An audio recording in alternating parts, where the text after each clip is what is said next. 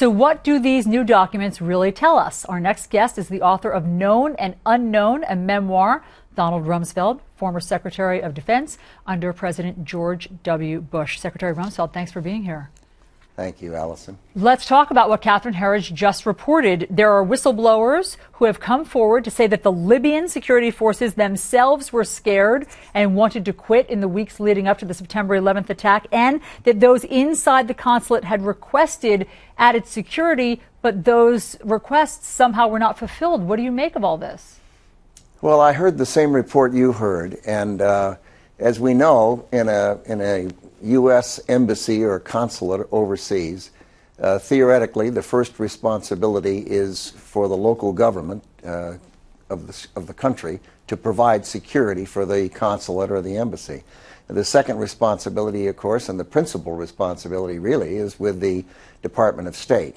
And what they do normally is they gather intelligence and determine some level of threat that may or may not exist in a given situation. And then it's the responsibility of the Department of State to see that the embassy has appropriate security forces that would meet that level of threat. So what went wrong here, do you think? Well, it's too early to tell, really. I'm delighted that the Congress is taking a look at it, and that there are people who are whistleblowers who are talking about what they know and what might have happened. And I think we just have to let the investigation run. But from what the report sounded like, it sounded like there were people who were bureaucratic and unwilling to respond promptly to a threat report and to concerns that were being expressed by the people in Libya. And if that's the case, if that proves to be the case, obviously the responsibility for that behavior will fall on them. But Secretary Rumsfeld, now that we know that there were requests for more security and people were expressing their concerns and their fear, does it make it all the more confusing and questionable why this was first labeled as just a spontaneous reaction to an online video as opposed to a terrorist attack? Well, it certainly does. I mean, the idea of sending the United Nations ambassador for the United States out to market and peddle and spin a story that has, within a matter of hours, demonstrated to be not accurate, I think is inexcusable. I can't imagine. But we saw that that's what happened, and I think it's probably because people hoped that the situation there was caused by something other than the reaction of the people to the United States. I mean, we've seen it now in country after country where American flags are burned and pictures of the president are burned, and the Al-Qaeda flag black banner goes up, and there are attacks on our embassies, and various security fences are breached.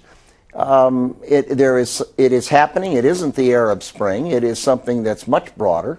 It's across the Islamic world, and it reflects a serious problem. And I think that the president characterizing it, if I'm correct, as bumps in the road, I think is inappropriate. I also think the idea that he decided to go off to Las Vegas to a fundraiser when the news of this broke was surprising.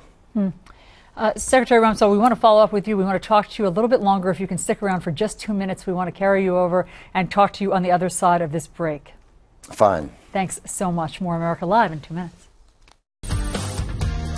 We're back now with former Defense Secretary Donald Rumsfeld. He's the author of Known and Unknown, a memoir. And we are, of course, talking about security concerns in Libya that were expressed ahead of the terror attack that killed 4 Americans on 9/11. Mr. Secretary, you mentioned President Obama's trip to Las Vegas on September 12th.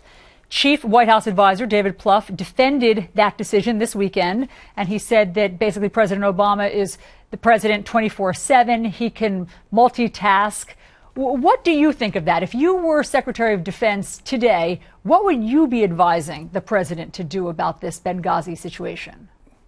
I think that the Benghazi situation is a part of a pattern that we're seeing in the not just the Arab world, but the Islamic world. And it seems to me that the people in the White House, including the president, have a responsibility to the country to focus on what is apparently a very serious and broad, deep problem.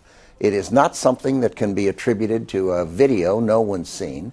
Everyone knew that that day was September 11th, and that date posed particular dangers for Americans.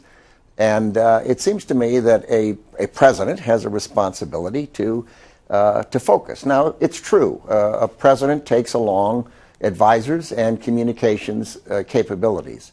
But it seems to me if you have a group of people killed, that the president has a responsibility to be on the scene in the White House focusing on it, and anyone in Las Vegas at the fundraiser would certainly have understood if a president decided that his attention was required elsewhere. And Secretary Rumsfeld, now that we know that it was a terrorist attack, what should the U.S.'s response be to this?